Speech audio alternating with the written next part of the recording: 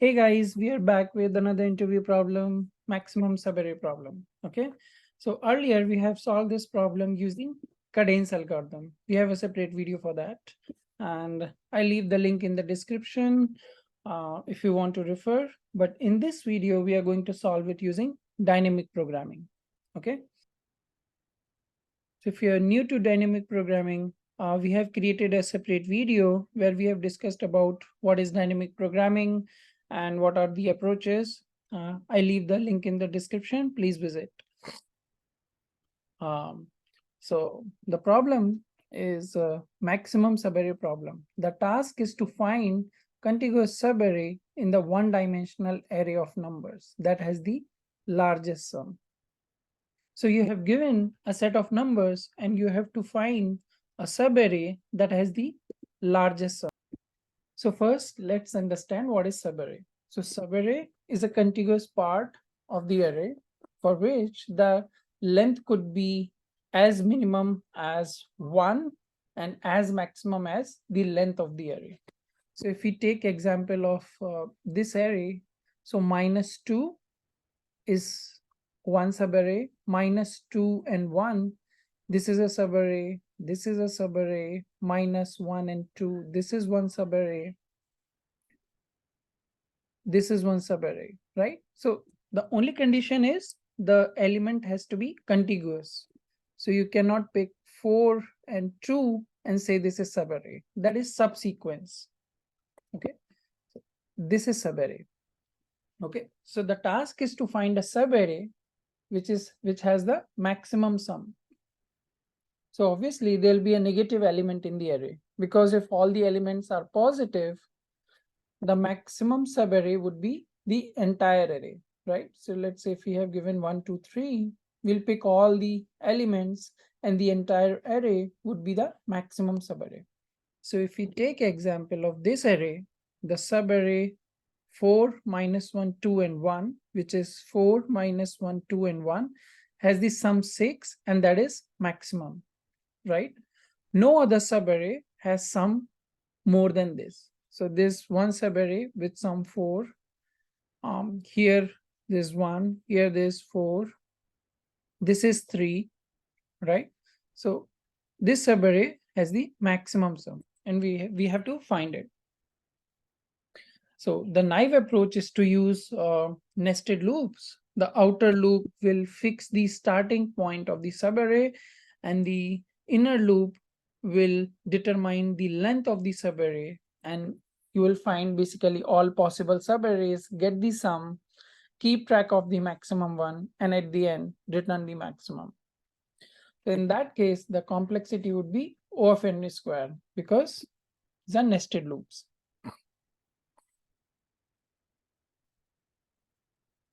So using cadence algorithm, we have solved it in O of n, right? You can click here to visit that article. Here we are going to solve it using dynamic programming. So if you click this, this is the complete article about Introduction to Dynamic Programming, Fibonacci sequence. And here we have discussed in detail what is dynamic programming and what are the approaches and all. So please visit if needed. So we are going to solve this problem in bottom-up manner. So dynamic programming has two approaches, top-down and bottom-up, right? So in this one, we are going to use bottom-up approach. So let's come up with the recursive equation. Okay, so let's say our recursive function is ms, maximum sum. Okay, and ms of I give the maximum sum ending at ith index. Okay, so here, so we start from 0, 1, 2, I minus 1, I plus 1, up to n, right? And we are calculating it for a of I. So since it's a bottom-up approach, right, that means before we solve it for a of I, we have already solved it for all the subproblems before a of I, that is 0, 1, 2, 3 up to I minus 1. So we know the solution for these subproblems, right? So now when we calculate for A of I, right, it has two options, only two options. First, add A of I to the solution of I minus 1, or start a new sum from the index I, right? So we know the solution till I minus 1. So we know the solution of this subarray, this one. So it has two options, whether we can add it to the existing solution of I minus 1, right? Or start a new sum from index I. So whichever is maximum, we will pick that, right? So we know the solution for I minus 1, that is from A of I to I minus 1, right? We know this already. So for ms of I, it's going to be maximum of, we'll add A of I to this, or the element itself. That means we are starting a new sum from here. So let's say this is our array, right? So first, the base case. So the base case is, if the array length is 0, right? If the array length is 0, what is the maximum sum? 0. If there is no array, the sum is 0, right? So bottom up approach, and we start with the smallest possible problem. The base case is 0. If there is no element, the sum is going to be 0. Now we'll pick the next element, which is minus 2, right? So if you look at the recursive equation, the minus 2 has two options. We can add it to the existing solution, or we can start a new sum, right? So what is the existing solution? 0. So 0 minus 2 is minus 2, and the element itself is minus 2. So this is going to be minus 2, and this is 1. Now the next element. So element 1 also has two options. Either add it to the existing solution of the previous step, which is minus 2. So minus 2 plus 1, which is minus 1, or start a new sum from here. That is element itself. So 1. So the maximum among these two is 1. So we'll put 1. Okay. Now minus 3.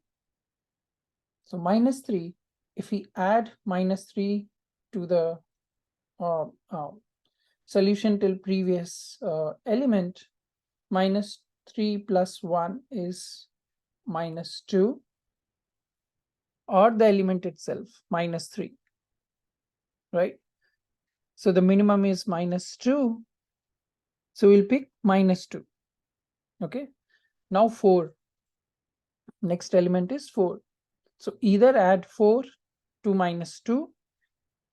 4 minus 2 is 2, or the start a new sum from here, which is element 4 itself. So 4. So maximum among these two is 4. So we'll pick 4. Right. So if you notice, these are all the sub problems, right? So let's say if this is the only array given to us, right? Minus 2, 1, minus 3, and 4, right? So our answer is going to be 4, which is this one, right? Now come back here. The next element is minus 1, right? So add it to the previous element, which is 4 minus 1, which is 3, or start a new sum here from here. So minus 1. So maximum is 3. So we'll pick 3. Okay. Next element is 2. So 3 plus 2, which is 5, or element itself, that is 2. So maximum is 5. So we'll pick 5. The next element is 1. So 1 plus 5 is 6 or 1. So 6. We'll pick 6. Now minus 5. So minus 5 and 6. So that is 1 and minus 5. So we'll pick 1. And the last element is 4. So 4 plus 1, which is 5, right? And or the element itself, which is 4. So we'll pick 5. So this is our solution array, right? So any ith index give you the solution from 0 till I. 0 till I, right? For example, let's say here, if this element is 6, right?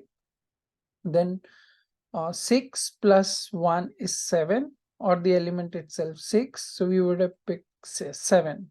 So in that case, our subarray would be this one.